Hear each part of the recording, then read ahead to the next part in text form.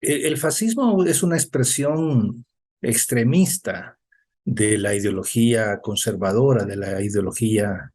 de la derecha. Son expresiones marcadamente radicales que se distinguen por la anulación de las libertades civiles, la supresión de los derechos humanos. Se proclama un Estado todopoderoso, totalitario, que elimina usando la cárcel, la tortura, el destierro, el asesinato a cualquier voz opositora, y que también se asienta en el culto a un líder mesiánico,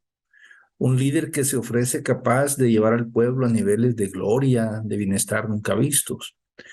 El fascismo suele surgir en contextos de agudas crisis sociales, económicas, políticas,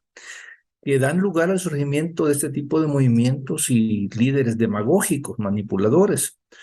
que se presentan como los grandes salvadores del pueblo ante crisis de grandes magnitudes que arrasan con las antiguas instituciones del Estado burgués. La ideología fascista se caracteriza porque apela a valores que son muy tradicionales en la sociedad, como por ejemplo religión, familia, patria, disciplina, orden y la nostalgia por un supuesto pasado glorioso, de forma que recurriendo al engaño, a la manipulación, los fascistas se presentan como las grandes alternativas ante situaciones de grandes crisis nacionales. Y la historia nos demuestra que han sido como los instrumentos de los grupos de poder capitalista para frenar el avance de fuerzas socialistas y de fuerzas populares. Eh, Tal como lo conocemos ahora, clásicamente el fascismo surgió a partir de las grandes crisis económicas que se desataron luego del final de la Primera Guerra Mundial, y que también había un auge de movimientos socialistas que hacían de alguna manera tambalear a los viejos regímenes en Europa fundamentalmente. Es ahí, en ese contexto, que surgen personajes como Benito Mussolini, que crea el Partido Fascista en 1921 y rápidamente, en cuestión de pocos años, había suprimido las libertades ciudadanas, la libertad de la organización, a la expresión del pensamiento, prohibió al resto de partidos políticos, persiguió a las figuras más prominentes, particularmente a los comunistas, los socialistas, como es el caso del gran líder e ideólogo comunista italiano Antonio Gramsci, quien murió en la cárcel. En términos así muy breves, esa sería como la definición y el origen del fascismo. La ideología de derecha se fundamenta en valores e ideas conservadoras,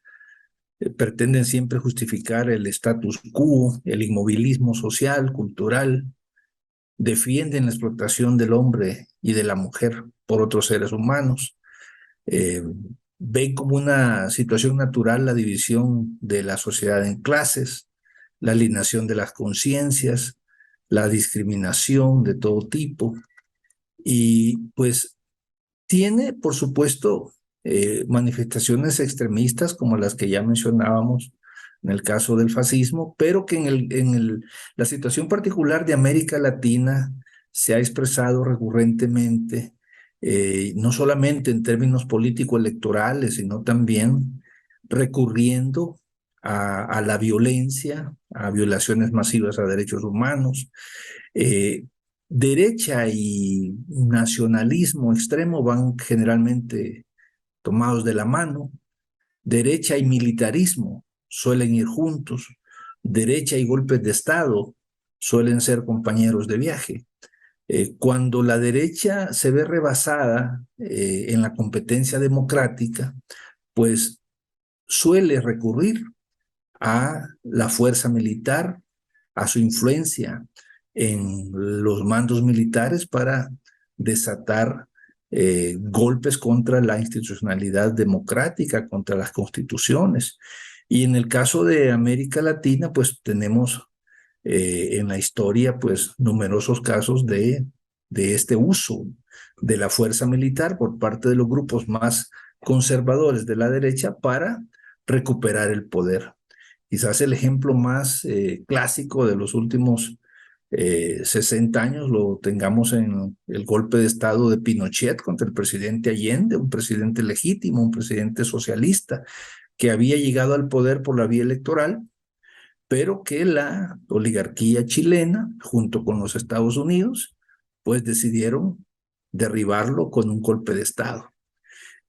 También en el caso argentino, vimos como una junta militar en los años 70 se impuso derramando la sangre de decenas de miles de argentinos. Algo parecido sucedía en el Uruguay, en los 60 también un golpe de Estado en Brasil, y en países como Centroamérica, Colombia, Venezuela, Perú, etcétera, pues los golpes de Estado militares han sido como el recurso favorito de los Estados Unidos y de las élites locales para frenar los avances de las fuerzas de izquierda, de los sectores populares. En los 50 tuvimos el caso de Guatemala, que estaba viviendo un proceso revolucionario de grandes transformaciones, y la decisión de los Estados Unidos y de la oligarquía guatemalteca fue pues armar una invasión a Guatemala desde Honduras y desde otros países para derribar al gobierno del presidente Jacobo Arbenz en el año 54. Así que esos son recursos que suelen usar los grupos